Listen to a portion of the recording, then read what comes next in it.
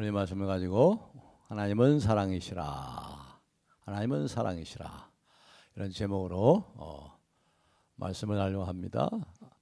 아마도 요한일서에서 가장 아름다운 하나님의 사랑에 대해서, 복음에 대해서 가장 아름답게 묘사한, 그리고 아주 간결하지만 아주 구체적으로, 그러면서도 장엄하게 복음 중에 복음, 하나님의 사랑을 가장 잘 표현한 말씀이 아닌가 생각이 됩니다. 하나님은 사랑이십니다. 하나님의 사랑이 우리에게 이렇게 나타난 바 되었으니 하나님이 자기의 독생자를 세상에 보내심은 그로 말미암아 우리를 살리려 하심이라. 그러니까 이 말씀을 가지고 사도 요한은 이렇게 주장하는 거지요. 너희가 하나님의 사랑을 진정으로 이해하기만 한다면, 여러분이 그 사랑에 관해 무엇인가를 제대로 알기만 한다면, 여러분의 모든 문제와 곤경과 슬픔과 아픔은 한순간에 다 사라질 것입니다. 그렇게 말하는 거나 똑같아요. 근데 결국 우리 인간의 근본적인 문제의 핵심은 어디에 있습니까? 하나님의 사랑을 제대로 보질 못하는 거예요. 하나님의 사랑을 제대로 알지 못하기 때문에 오는 거예요. 이 사랑이라는 거 온 세상이 가장 많이 하는 말이고, 대중가의 90%가 전부 사랑 타령이 아닙니까? 초등학교 어린아이부터 나이 많으신 노년의 어르신들까지 내 나이가 어때서 이렇게 노래를 하잖아요. 어느 연령에 있든지 사랑하기 좋은 나이라 하지 않습니까? 인간은 그 대상이 무엇이든지 간에 사랑하지 않고는 살 수 없는 존재예요. 사랑하지 않는 사람은 이 세상에 한 사람도 없어요. 사랑하지 않는 사람은 존재하지 않는데, 그것은 왜 그러냐면 첫째로 하나님의 형상으로 지음받았기 때문에 그래요. 하나님은 사랑이시라. 사랑이신 하나님의 형상대로 지음받았기 때문에 인간은 사랑하지 않고는 살 수 없는 존재가 된 거예요. 두 번째도 그렇습니다. 사랑은 원래 하나님께 속한 것이니 그랬잖아요. 하나님께 속한 것이니, 그 기원이, 그 출처가 어디서부터 와요? 하나님으로부터 난 것이기 때문에 사랑은 하나님께 속한 것이니. 그래서 모든 사람이 어떤 형태든지 사랑을 합니다. 사랑해요. 그 사랑의 대상이 어떤 것인지 사랑합니다. 그런데 그 사랑이 참 어려워요. 사랑한다는 게 참 어렵습니다. 도대체 왜 그렇게 사랑하는 게 어려운가? 사랑하지 않고는 살 수 없는 인간인데, 다 사랑하고 사는데 왜 이렇게 사랑하기가 어려운가? 왜 그럴까요? 그것은 인간에 있는 하나님의, 인간에게 심겨진 하나님의 형상이 죄로 말미암아 다 깨어졌어요. 어그러지고 파괴되고 왜곡되었기 때문에. 그렇기 때문에 이 왜곡된 하나님의 사랑이 이제 왜곡돼서 조금 남아 있어요. 흔적이 있는데, 그런 사랑을 사랑할 수밖에 없는데, 이 타락한 세상 속에서 왜곡되고 변질된, 부패된 채로 사랑하기 때문에 힘든 거예요.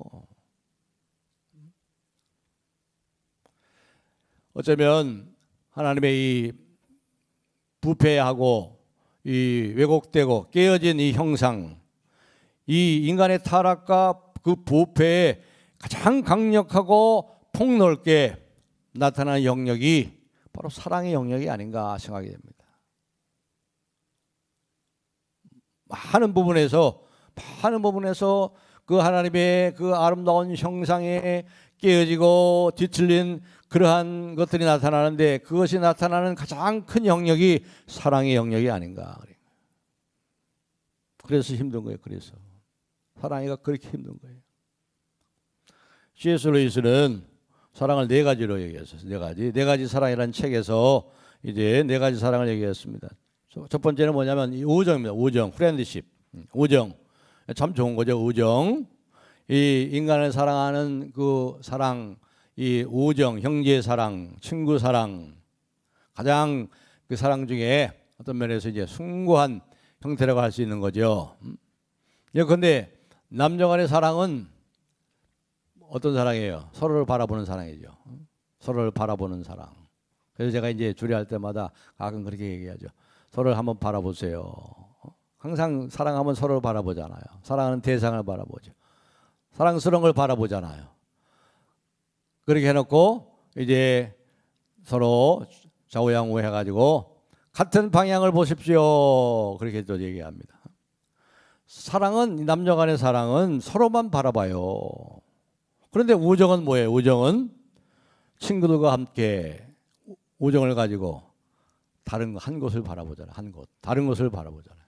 그래서 어떤 면에 이 에로스의 남녀 간의 사랑이 이 배타적인 것보다 좀 더 숭고하고 더 탁월한 그러한 이런 우정의 사랑이 아닌가 생각이 됩니다.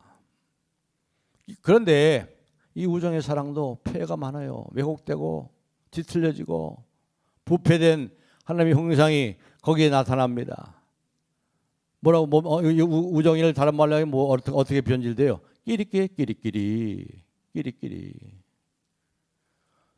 해가지고 다른 사람들이 들어오지도 못해.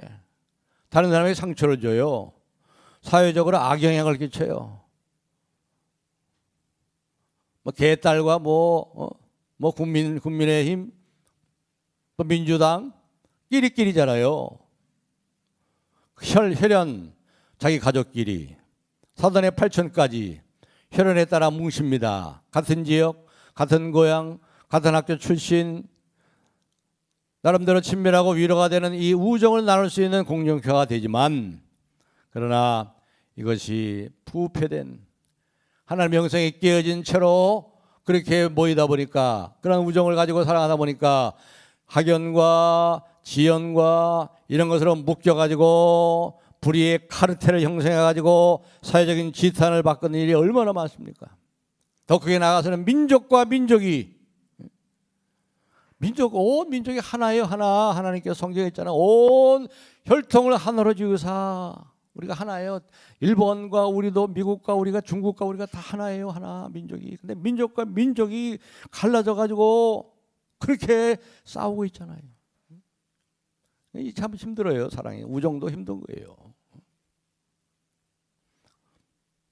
그리고 두 번째로는 대표적으로 뭐예요? 에로스의 사랑이 있죠. 남녀 간의 사랑. 남녀 간에 어떤 끌리잖아요. 끌려요. 끌리기 때문에 하죠. 반하잖아요. 반하죠. 착 반하는 거예요. 근데 남녀 간의 사랑을 우리가 정확하게 보면요, 결국은 뭐예요? 자기 중심적이에요. 누구한테 끌려요? 이쁜 사람한테 끌리지. 듬직한 사람한테 끌리지. 아, 저 사람 나를 행복하게 해줄 수 있을 것 같아. 참 가치 있는 사람이야. 참 믿을 만한 사람이야. 성실한 사람이야. 내가 보기에 이 남자가 좋은 거예요. 믿음직하고 성실하고 나를 행복하게 해줄 만한 그런 가치 있는 사람으로 보이니까.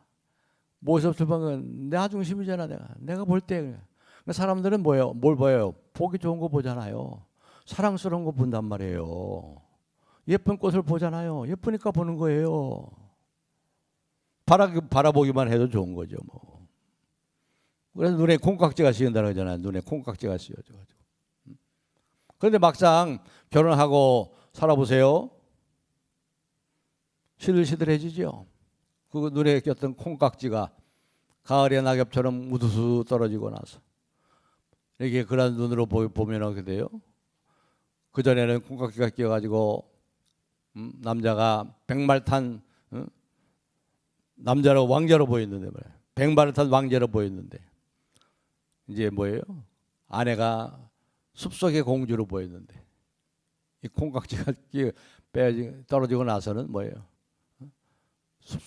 백마 탄 왕자가 아니라 말로 보여요. 말로 그냥 숲속의 공주가 아니고 잠만 실컷 자는 그런 여자로 보이죠. 이게 다 바로 이 남녀 간의 사랑의 모습이 그런 거 아니에요. 전 자기중심적이죠.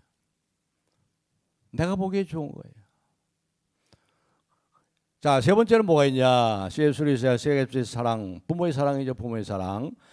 이 사랑 가운데 그래도 가장 최고 숭고한 사랑으로 묘사되는 게 바로 부모의 사랑이에요. 그렇죠? 자기 자식 사랑하지 않은 사람이 어디 있어요? 눈이라도 빼어주죠. 자녀를 위해서 희생해요, 부모가. 근데 요즘 세대는 지난주에 우리 김희자 교수님 오셔서 잠깐 얘기하는 것처럼 왜 내가 내 자식을 왜 희생해? 왜 내가 남편을 왜 희생해? 나 결혼 안 해. 결혼해도 애기 안 날 거야. 이런데요, 요즘 세대는. 그러나 원래 안 그랬잖아요. 다 부모가 희생하지. 자기는 못 먹어도 자기 자식 입속에 들어가는 거 보면 배가 부르죠. 그러니까 이 부모 사랑은 인간이 할 수 있는 사랑 중에 최고의 숭고한 사랑이에요. 그런데 엄밀히 이 부모 사랑, 자식을 향한 부모의 사랑을 엄밀히 한번 살펴보시면 왜 사랑하는 거예요? 내 자식이니까 사랑하지 뭐. 내 자식이기 때문에. 고슴도치도 자기 자식은 사랑한다고 그러잖아요. 자기 자식만 사랑하고 고슴도치가 다른 게 오면 그냥 그 고슴도치 날카롭게 그 온몸에 털 갖다가 솟구쳐 가까이 오지 못하게 전부 다 자기 중심적인 사랑이지요. 그래서 뭐 우정이라든가 형제 사랑이라든가 남녀간의 에로스의 사랑이라든가 부모의 사랑, 이 세 가지 사랑을 다 한마디로 얘기하면 뭐예요? need love의 need love, 필요의 사랑. 내가 필요해서 사랑하는 거예요. 나 중심이에요. 아름답기 때문에, 나와 같은 고향이기 때문에, 같이 있으면 좋기 때문에, 나의 이익이 되기 때문에, 내 자식이기 때문에, because of의 사랑, need love, 필요의 사랑이라는 거죠. 인간이 사랑에는 이 같은 한 가지 공통점이 있는 거예요. 한계가 있는 거예요. 필요해서 자신의 필요에 따른 사랑. 여기서 이 범주를 벗어나지 못해요. 그렇잖아요.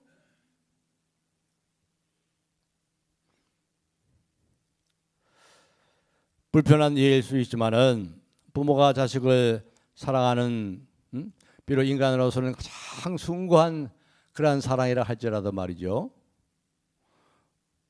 그 부모의 사랑도 삐뚤어지고 왜곡되고 뒤틀려서 필요의 사랑으로 점점 필요의 사랑으로 자신의 필요를 세우고 내가 이루지 못한 욕망을 자식을 통해서 이루기 위해서 그런 차원을 피할 수가 없죠. 그래서 자식에게 뭘 요구하면서 그것을 부모의 사랑으로 포장하는 경우가 얼마나 많습니까? 부모가 자식을 사랑하는 것은 어떤 면에서 그래서 인간에 일어나는 비극 중에 가장 큰 비극을 만들어내는 경우가 얼마나 많아요. 자기 자식을 놓아주질 못해. 자녀를 사랑한다는 명목하에 실제로는 자신의 필요를 채우기 위해서 자녀를 보호하고 자녀에게 집착하는 이러한 잘못된 결과를 가져와서 이 자녀들이 날개 죽지가 끊어지고 말이죠. 족쇄에 갇혀가지고 어둠 가운데 살아가는 우리 청소년 자녀들이 적지 않아요. 세상 모두 사랑 없어 냉랭함을 아느냐. 곳곳마다 사랑 없어 단식 소리뿐일세.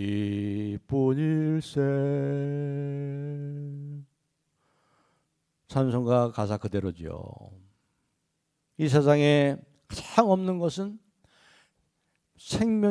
생명뿐만이 아니라 생명도 없고 사랑도 없어요. 사람들이 가장 애타게 찾는 것이 사랑인데 가장 찾을 수 없는 것도 사랑이에요. 이게 얼마나 모순된 세상, 허무한데 고백할 수밖에 없는 허탄한 세상의 모습입니까?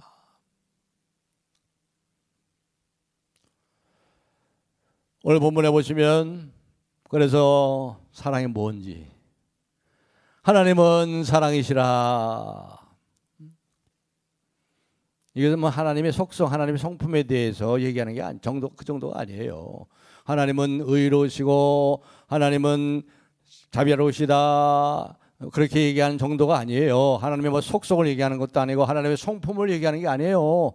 하나님은 사랑이시다. 하나님의 본질이 사랑이시다 하는 거예요. 사랑. 그분은 그냥 그 안에서 사랑이 흘러 넘쳐 그냥 넘쳐 그냥 이것을 너무나 넘쳐가지고 주체할 수가 없을 정도로 물론 하나님이 주체할 수 없다는 것은 인간적인 표현이에요. 그렇다 이 말이에요. 말하자면 너무나 사랑이 흘러 넘쳐가지고 이 주체할 수 없는 사랑은 하나님은 사랑이시다. 본질이 그렇단 말이에요. 하나님은 이게 얼마나 감사하고 다행인지 아세요? 하나님 계신데 이 하나님이 아주 잔인한 하나님이라고 생각하면 어떻겠어요? 이 하나님이 아주 폭군의 하나님이라면 어떻게 되겠어요? 근데 하나님은 사랑이시라. 너무 좋은 거예요. 넘치는 사랑. 그래서 이 하나님의 사랑을 우리가 제대로 알아야 돼요. 이 하나님의 사랑은 특별히 자기 아들을 통해서 하나님의 사랑이 어떤 것인가를 나타냈다고 그랬죠. 여기 보세요. 여기 보세요. 다 같이 한번 보겠습니다. 우리 한번 9절 한번 다 같이 읽겠습니다. 9절 시작. 하나님의 사랑이 우리에게 이렇게 나타난 바 되었으니 하나님이 자기의 독생자를 세상에 보내심은 그로 말미암아 우리를 살리려 하심이라. 아멘. 하나님의 사랑이 우리에게 이렇게 나타난 바 되었으니 그랬거든요. 나타난 바 되었다는 것은 보이셨단 말이에요. 보이셨다. 하나님의 사랑이 우리에게 이렇게 보이셨으니 결정적인 증거로 보이셨다는 거예요. 누굴 통해 보이셨다고요? 자기 아들, 독생자를 어떻게 했다고요? 이 세상에 보내주셨단 말이에요. 보내주신 것으로. 그러니까 여러분 우리가 예수 그리스도를 제대로 알지 못하면요 하나님의 사랑을 전혀 몰라요. 우리 교회에 오시면 어떤 분 가운데 하나님은 참 좋고 하나님 알겠는데 예수님은 모르겠대. 그런 분이 아니 계세요. 그런 분이 아니 계세요. 그냥 하나님 제대로 모르는 거예요. 자기 아들을 이 세상에 보내신 하나님을 제대로 알기 위해서는 그 아들에 대해서 알아야죠. 아들을 보내심은 자 하나님의 사랑은 어떤 사랑이에요? 우리에게 이렇게 나타난 바 되었으니 보이셨으니 하나님이 자기 독생자를 세상에 보내심은 첫째 보내신 사랑이에요. 보내신 사랑. 근데 누굴 보냈어요? 하나님의 아들, 곧 하나님의 독생자. 독생자가 뭐예요? 유일한 독특한 the one and only son. 하나밖에 없는 the only one son. 하나밖에 없는 아들. 자기 품에 영원히 사랑으로 품고 있는 그 아들. 누구에게도 줄 수 없는 내줄 수 없는 그 아들. 자기 생명과 같은 아들. 영원하신 아들. 그 아들을 우리를 위해서 보내셨대. 내주셨대.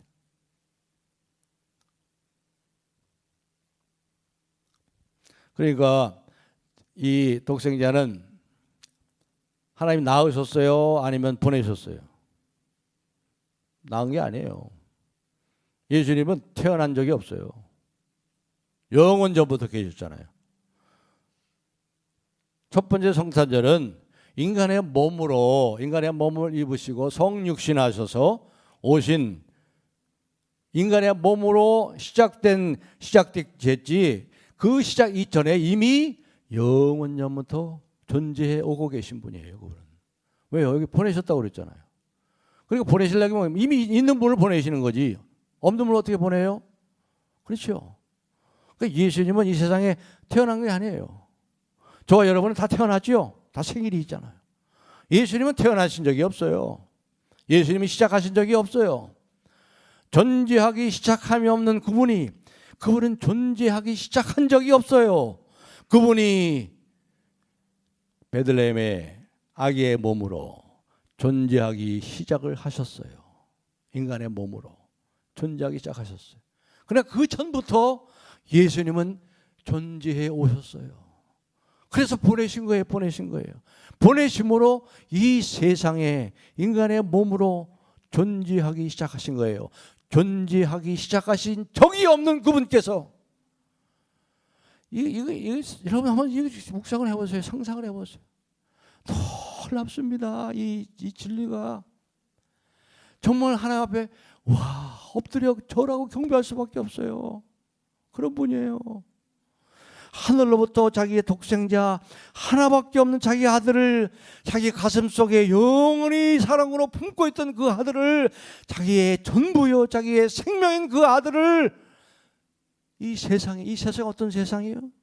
죄로 냄새나고 더럽고 추악하고 하나님을 대적하고 그 아들을 죽이는 이 세상에 하나님의 진노로 영원히 멸망받아 마땅한 이 세상에 그 아들을 보내셨다. 이런 사랑이 어디 있어요? 이런 사랑이 어디로 보내느냐? 이거 한번 생각해 보세요. 어디로 보내셨느냐? 이걸 한번 생각해 보시라고요.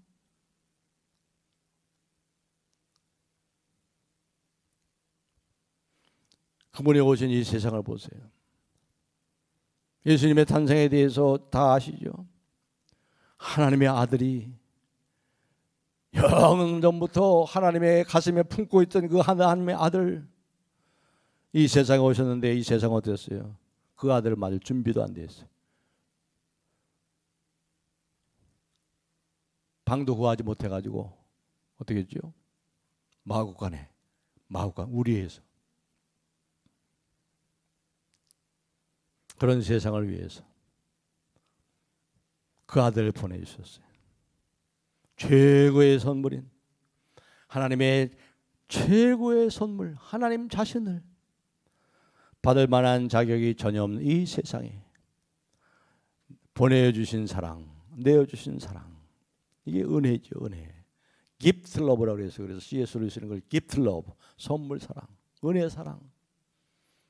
모든 다른 사랑은 need love에 need love, 내가 필요해서 하는 거 나 중심이에요. 나 중심. 진정한 사랑은 사랑의 대상을 위해서 하는 거예요. 사랑의 대상을 전적으로 자기 희생이에요. 하나님께서 그 아들을 어디에서부터 어디로 보내신 것을 우리가 생각한다면 정말 사랑이 무엇인지를 제대로 알 수 있어요. 어디에서 어디로 보내셨는지 한번 깊이 생각해 보세요. 여러분 아들을 군대 보낸다고 할 때 지금도 물론 그렇겠습니다만 옛날에 저는 30개월 했는데 군대 생활 갈 때 어떻게 했습니까? 막 눈물 흘리고 그러죠. 저는 장남이기 때문에 더 그랬어요. 아무리 애국심이 막 들끓는 그런 부모라 할지라도 가장 귀한 것을 빼앗기는 듯한 그런 아픔과 상실과 슬픔이 있어요. 그래서 초초가 나갈 때는 맨발로 뛰어나와서 만져야 했단 말이죠. 딸은 어떻습니까? 딸 그렇게 애지중지 기른 딸을 남모르는 남자한테 넘겨줘야 돼. 덩치가 큰 동료 목사가 말이죠. 이 큰 딸을 시집 보내고 2주간이나 울었다고 그래요. 그런데 생각해 보세요. 하늘 보호자에 앉으셔서 자기 품에 품고 계셨던 그 흠없는 자기의 전부가 되는 그 아들을 그 하늘에 비하면 쓰레기 같은 이 세상, 하늘의 그 영광 보자 어둠이 조금도 없고 죄가 없는 그 하늘에 비하면 쓰레기 중에 쓰레기 같은 이 세상에 보내셨다는 걸 생각해 보세요. 그 사랑은 과연 어떤 사랑이겠습니까?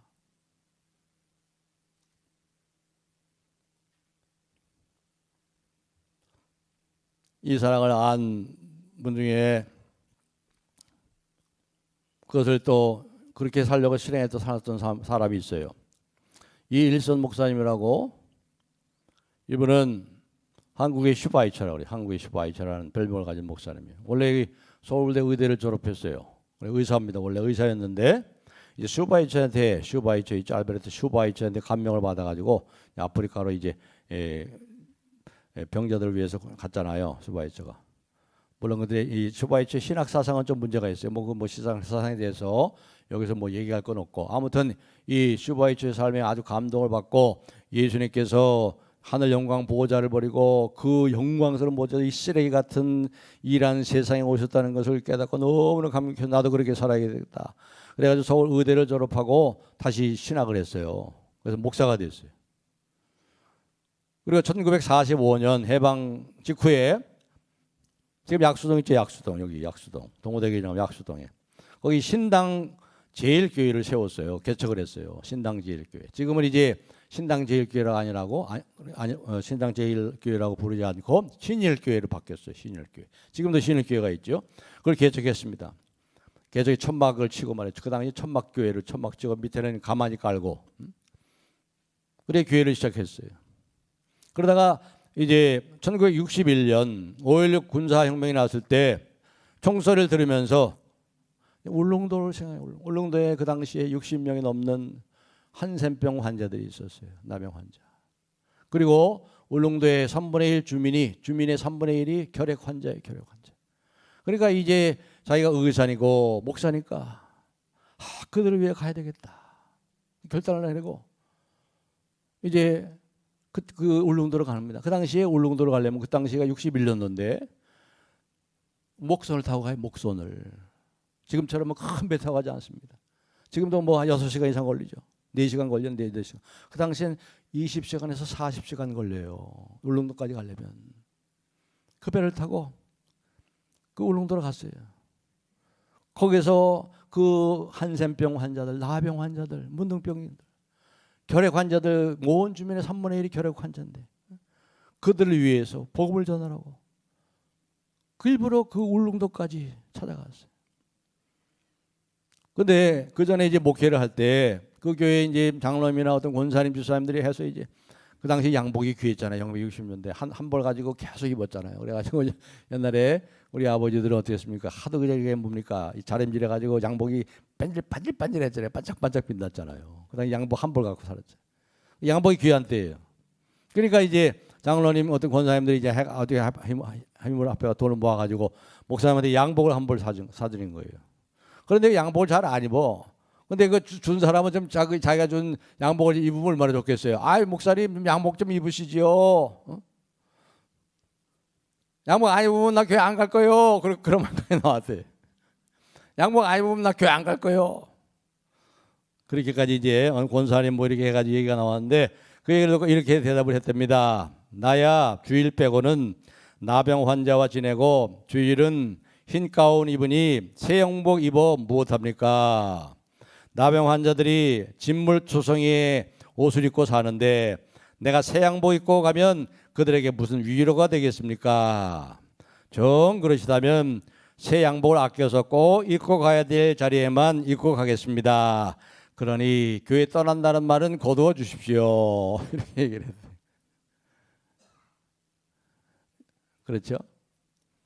하나님이 어디서부터 그 아들을 어디로 보냈느냐를 안 사람의 모습. 여러분 하나님이 그 아들을 어디서 어디로 보냈냐 깊이 생각해 보세요. 이번 한 주간 동안.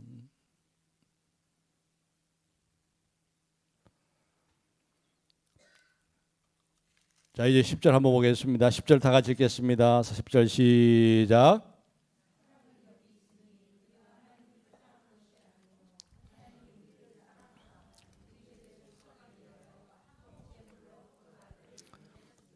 아멘. 우리 죄를 속하기 위하여 뭐로요? 화목제물로. 사람들은 자기가 좋아하는 사람, 자기에게 잘해주는 사람을 사랑하게 돼 있어요. 자기 중심, 전부 다 자기 중심이에요. 제가 언젠가 한번 얘기했죠. 카이스트의 뇌과학을 연구하는 그 교수가 인간의 뇌가 구조가요. 어떻게 됐냐면 자기밖에 모르게 돼 있대 이게. 그래서 이웃을 사랑한다? 이건 말도 안 되는 얘기를. 하나님은 누구를 위해서? 우리 죄를 속하기 위해서? 하나님과 원수의 원수 우리가 하나님을 대적하고 형벌받아 마땅하고 죽어 마땅하고 우리 죄값을 영원히 불못에 던져지고 그런 우리를 살리기 위해서 살리신 사랑에 살리신 사랑. 화목제로 죄를 알지 못하신 이를 우리를 대신하여 죄로 삼으신 것은 우리로 하여금 그 안에서 하나님의 의가 되게 하려 함이라. 하나님의 의, 하나님과 바른 관계를, 원수됐던 우리를 하나님과 바른 관계로 맞기 위해서 그 아들을 대신 화목 제물로 십자가에서 처절하게 물과 피를 다 쏟게 하시고,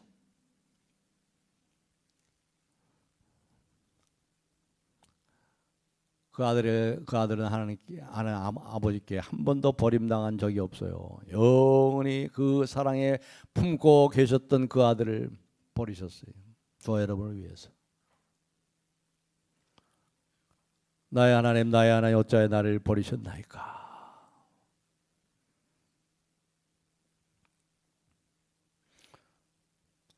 우리를 위해서 그 하늘의 영광 아름다운 그 보좌를 버리시고 이 쓰레기 같은 세상에 오실 뿐만 아니라 화목제물로 속죄의 제물이 되시고 희생 제물이 되시고 대속의 죽음을 죽으시고 나를 살리려 함이라.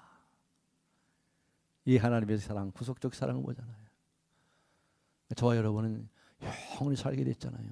하나님의 생명이 우리 안에 있잖아요. 하나님이 우리 아버지가 되셨어요.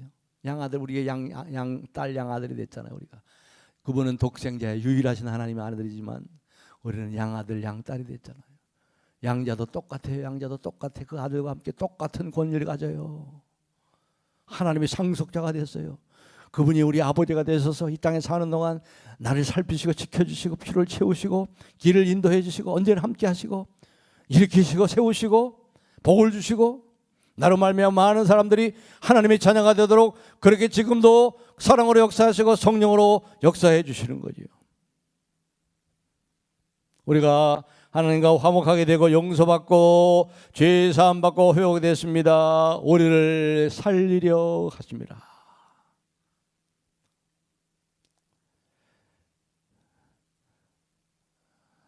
이제 말씀 맺겠습니다. 하나님께서 이렇게 우리를 사랑하신 이유가 뭘까요? 왜 우리를 이렇게 사랑하셨을까요?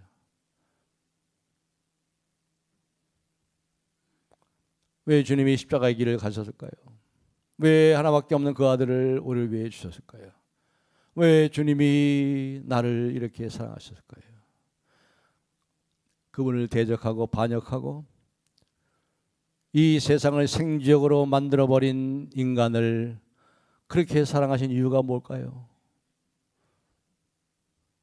오히려 그 세상을 위해서 그 아들까지 내어주신 그 사랑을 베푸는 그 이유가 뭐겠습니까? 무엇이 그분으로 하여금 그렇게 했을까요? 바로 하나님의 자발적인, 하나님의 자기 발생적인 사랑이에요. 하나님은 사랑이시라.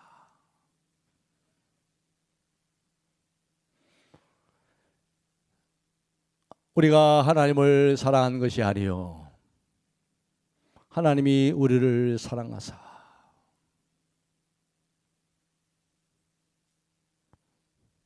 이것이 하나님의 사랑이에요. 우리는 하나님의 사랑받는 자가 된 거예요. 하나님의 사랑받는 자는 다 된 거예요. 그 사람은 다 된 거예요. 하나님의 사랑 외에는 움직이지 않습니다. 그 사랑으로 모든 일을 이루셨어요.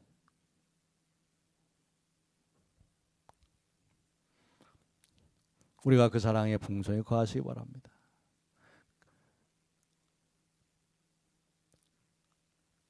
우리가 이 생명의 선물을 다 받았죠. 그 사랑으로 이 어그러지고 파괴된 그 사랑이 치유받아야 돼요. 우리가 교회로 모이는 이유도 바로 그렇습니다. 우리의 사랑은 치유받아야 돼요.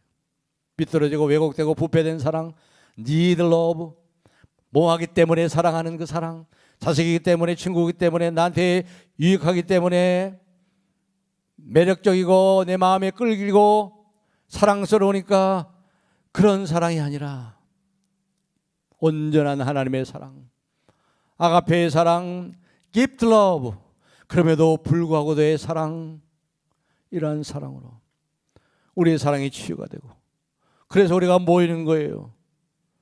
이것이 교회의 사랑의 교제인 것입니다.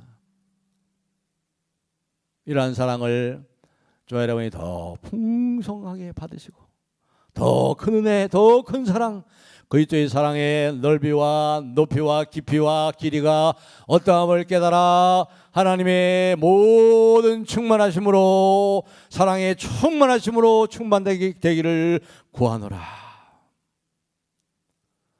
그렇게 사랑 안에 풍성히 거하시고, 이 사랑으로 모든 원수들을 정복하고 사랑으로 승리하며 이 사랑 안에 참으로 또 풍성한 삶을 누리고 전하는 사랑의 사람들이 다 되시기를 예수님의 이름으로 축복합니다.